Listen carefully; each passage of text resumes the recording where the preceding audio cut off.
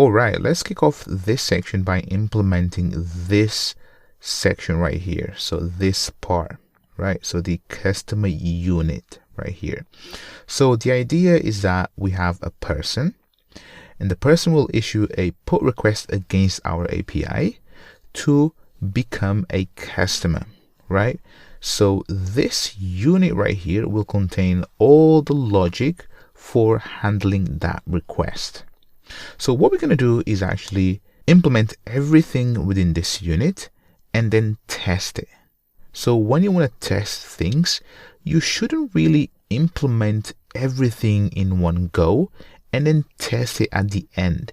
You should implement the smallest part possible, right? So the smallest unit possible, and then test it, make sure that it works, and then move on. So that's the approach that we are going to take towards this entire course. So let's go ahead and open up IntelliJ, and inside of our main package, so com amigos code testing, let's go ahead and create a new package called customer. So package, and I'm going to call this customer. Enter. There we go. Now what do we need? So let's have a look. So right here, so we need first a customer to so we need a model to represent a customer. Let's go ahead and create that. So Java class and then customer. There we go. Now the way that we will model a customer is by having private. So private, and then we'll have the UID as the ID for our customer, right? And then let's have private, and then string, and then name, and let's also have private, and then string, and then phone number. So this is how we want our customers to be, right?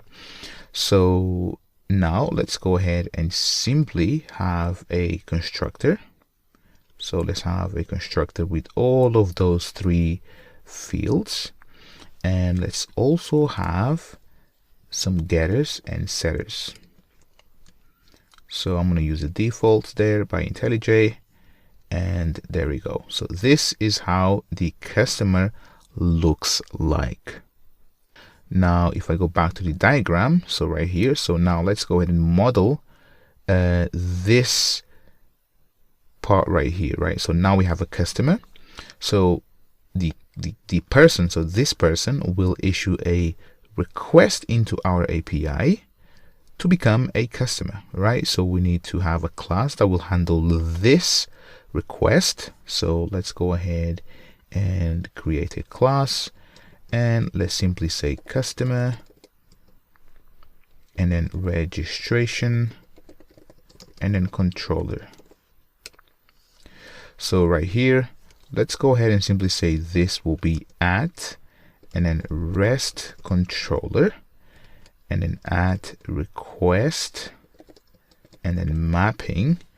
This will be API v1 customer dash registration, just like that. And then let's go ahead and have a method for now. So let's go ahead and simply say public,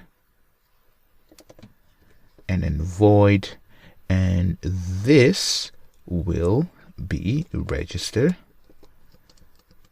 new, and then customer, and this will take, so guess what, so when a customer makes a request into our API, right, so we will need a customer registration and then request.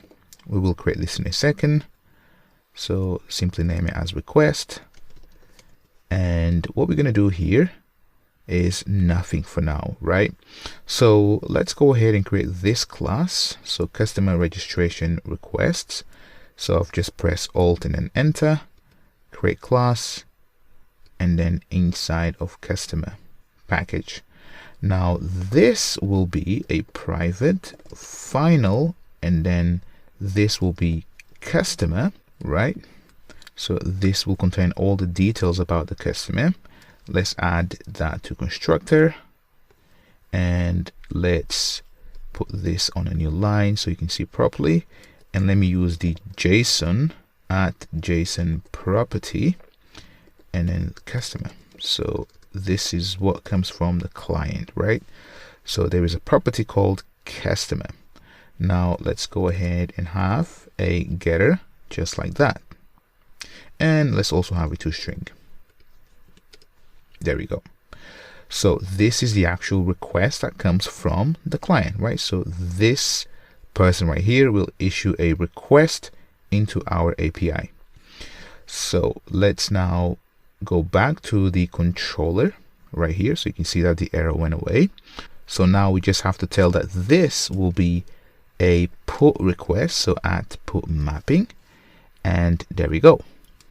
And finally, let's go ahead and simply say that this will be the request and then body, right? So if I put this on a new line so you can see properly, right? So this will be the request body coming from the client, and this will contain the customer, right? The customer right here.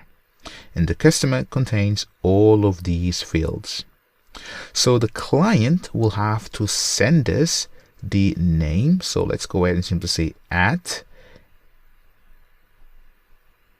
and then not, and then blank. So we want the client to send us the actual name. And let's also say that the phone number must be provided right here at blank, at not blank. Now the way that we enforce this is right here. We simply say that this will be at and then valid, and make sure it's the one from Java X validation, and there we go. So now we should have a request coming from the client. So right here, so when the client sends the request, right, we have to perform some business logic, i.e. whether the client already is registered, whether the phone number has been taken, so on and so forth. So we need a class to handle the business logic. So let's go ahead and right here, so let's create a new class, customer, and then registration, and then service. So this will be a service. So annotate that with add service right here. And inside, we will simply take the request coming from the controller, right? So right here. So this again will simply take the request. So public and then void. And let's simply keep the name as the same. So right here, register new customer, and this will take a customer registration request, and now we have to do a few things, right? So we have to check whether the customer exists in our database with a given number, and if it does, we throw an error. Otherwise, we simply insert the customer into our database.